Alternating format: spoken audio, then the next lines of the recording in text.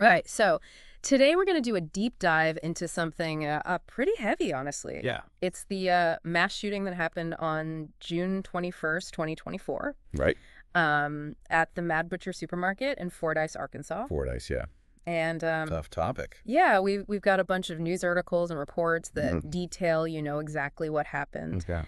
And I guess our goal here is to try to understand the sequence of events, Right. the impact it had immediately on the community, Of course. and the initial aftermath, as told by all these sources. It's important Yeah. to take a close look. Yeah, absolutely. Helps us, understand, these events and the ripple effects they have. So, okay, let's dive right in. Yeah, let's go for it. So, first off, the shooting happened at 11:38 a.m. Okay. Central Daylight Time, at the Mad Butcher Supermarket in Fordyce, Arkansas. Right. The perpetrator is 44-year-old Travis Eugene Posey, Okay. from New Edinburgh, Arkansas, which is Yeah. nearby. He owned a landscaping company in Kingsland Interesting. since 2010. Yeah. And he also ran a local trucking service. Okay, so a local guy. Yeah, and what's interesting is that reports also mention that he attended the University of Arkansas at Monticello Huh, okay. back in 1997. Yeah, it's interesting getting these little details. Right. It gives you a little bit of a picture of who this guy is. Yeah. But, motives is still part of the ongoing investigation. Right. So we don't have that yet. Yeah, and I think what really stands out to me is that, it's such an everyday place, Totally. a regular grocery store, You would never think. that suddenly became a scene of such intense violence. Yeah, absolutely. And God. yeah, it is. And the weapons that he used were pretty significant. Okay. He had a 12-gauge shotgun Wow. and a 9mm pistol. Okay.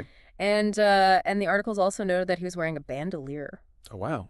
which, to me, that suggests maybe some planning. Right, some premeditation. Yeah. It wasn't just spur of the moment. Yeah. So the sequence of events, as we understand it, Okay. started in the parking lot near U.S. Route 79. Mm-hmm. He started firing there, and then he moved inside the grocery store Oh, gosh. and just continued to engage with people inside. So terrifying for those people. Yeah, can you imagine? I mean, he's going from the open parking lot Right. into this, enclosed store. Right. You're trapped. I mean, it just makes these everyday spaces seem so vulnerable. Absolutely. So this is where I think the timeline becomes super critical, and just really upsetting, honestly. Yeah. The law enforcement response was amazingly fast, Okay. from what we understand from the sources. Mm. 5 officers from the Dallas County Sheriff's Office Okay. and the Fordyce Police Department arrived on the scene very quickly. Wow. When they got there, Posey apparently moved back out into the parking lot, Oh. and there was a shootout. Gosh, so the fact that they got there that fast Yeah. probably prevented even more harm. Right. Because he was still actively engaging. Exactly. It was a direct confrontation. Yeah, it sounds like it. And unfortunately, 2 of those officers were injured Oh, during the shootout. wow. Thankfully, they were non-life-threatening injuries. Well, at least there's that. But it just reminds you of the risks that these first responders take Right. in these situations. Absolutely running towards the danger when everyone else is running away. Yeah. And the suspect himself was grazed in the head Okay. during the shootout and was critically injured, but again, thankfully, not life-threatening. And he was taken into custody Oh, within about 5 minutes of the officers arriving on the scene. they were on it. They really were. The officers being injured is just a reminder of the real danger Absolutely. they were in. Yeah. And the fact they were able to apprehend him so quickly Right. really speaks to their training and professionalism. Yeah. In such a chaotic situation. Right. This is amazing. So now we have to talk about the victims. Yeah. It's just devastating. It is. Initial reports said there were 3 deaths. Right. But tragically, a 4th person passed away from their injuries Oh, my gosh. the day after the shooting. Wow. So the total is 4 deaths, That's awful. and 9 other people were injured. Okay. And the severity of those injuries ranged quite a bit. Right.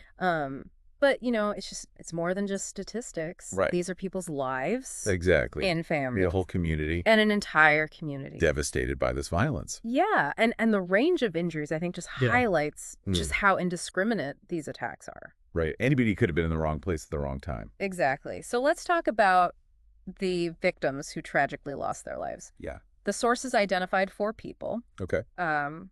There was 50-year-old Roy Sturgis, Mm-hmm.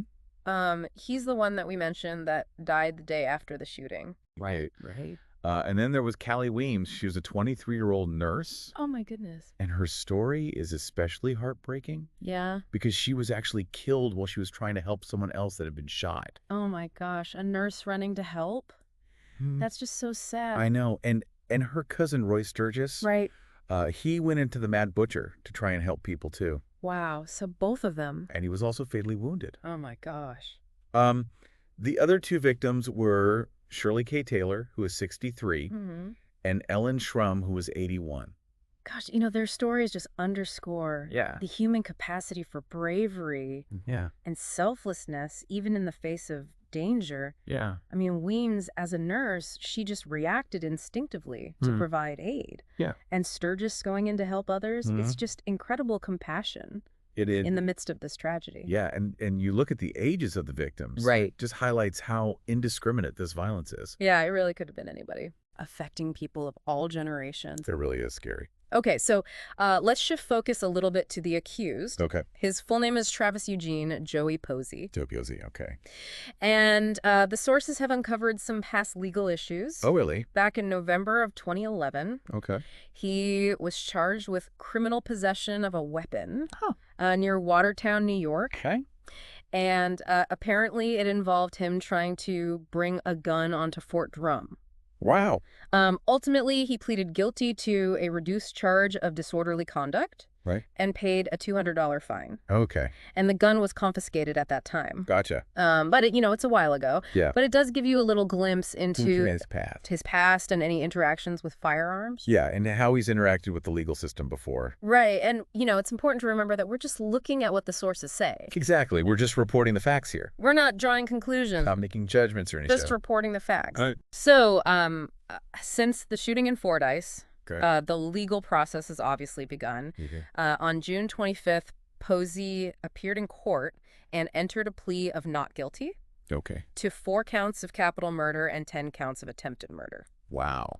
So an initial trial date was set for February 3rd, 2025. Okay. But from what I understand, that has now been delayed to September 2nd, 2025. Okay, so a little bit later. Yeah, and he is currently being held at the Wichita County Detention Center. Right. So the not guilty plea is pretty standard at this point. Right.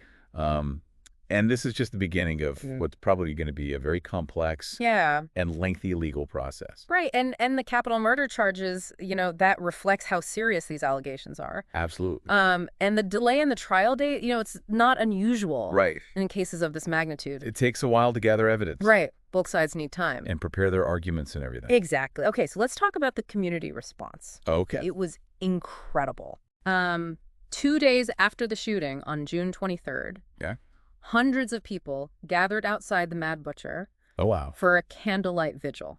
That's beautiful. It was to remember and honor the victims. And they placed candles with each of their names outside. Oh, wow. So it was just this powerful visual of collective mourning. That coming together right away. Yeah. It's just a powerful image of Yeah. shared grief. Yeah. And the need to come together after something like this happens. Absolutely. It shows how important community support is. Right. In those early hours and days. Yes. So the Mad Butcher was actually the only grocery store in the area. Oh, wow. So it being closed for investigation and repairs created a real problem. Right. Where do people go to get their groceries? And thankfully, several sites, including Fordyce High School, were set up as food distribution centers pretty quickly. Oh, that's good. To make sure that people had what they needed. Yeah. It really shows how important that store was. Yes. To that community. Their only source. When it closed. Food. It's a huge impact. Right. So thank goodness for those food distribution centers. And then we also saw lots of condolences and statements from officials. Okay. State politicians, Arkansas Governor Sarah Huckabee Sanders. Of course. They all expressed their sympathy. Right. Governor Sanders ordered flags to be lowered to half staff on June 28th. Okay. And she called the deaths a tragedy for the entire state of Arkansas. Yeah, it really is. And Fordyce Mayor John McNichol. He spoke about his shock and expressed gratitude for all the assistance the city received. Yeah, I mean, these official responses really show that everybody recognizes how serious this is. Right. It's not just a local thing. This affects the whole state. It does. And that lowering of the flags. Yeah. It's a powerful symbol of mourning at the state level. Yeah, and it really helps the community feel supported, to know that their leaders are there for them. Yeah, absolutely. Dallas County Sheriff Mike Knodel actually established a fund to support the victims.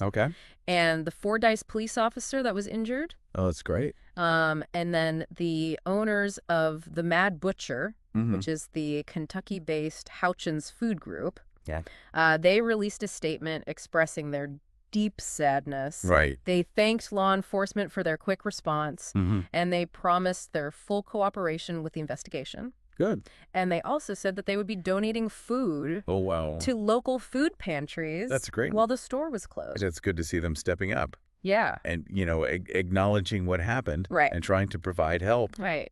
While they can. Yeah. So, in a sign of resilience, the Mad Butcher was actually able to reopen. Oh, wow. That's good. On July 2nd. Wow. So just a little over a week. A little over a week. After the shooting. After the shooting. Wow. They initially had limited hours and continued to work with local food pantries to support the community. That's amazing. And Arkansas Attorney General Tim Griffin actually attended the reopening. Oh, wow. And he talked about retaking this ground as part of the community's healing process. Wow, that's powerful. And moving forward. Yeah. Being able to reopen that store, even if it's with limited hours, is a big step towards normalcy for that community. Yeah, and I think what Attorney General Griffin said about reclaiming the space, it just highlights the psychological importance of being able to go back to those familiar places. To these familiar places after something so traumatic has happened. Yeah, and trying to move on. Yeah. While still remembering what happened. So as we bring this deep dive to a close, we've talked about the horrific events of that day in June, the immediate and heartbreaking loss of life and the just profound shock and grief that the Fordyce community experienced. That's a lot. But we also saw the immediate and really strong response from the community, from law enforcement, the outpouring of support from the state. And the community's just sheer determination to begin the difficult journey of healing. It's inspiring. It is, and the legal process is now underway. Right. And with the trial scheduled for September of next year, the story isn't over. Yeah, it's going to be a long road. It is. What strikes me is how this ordinary place, this local grocery store, became the center of this awful event.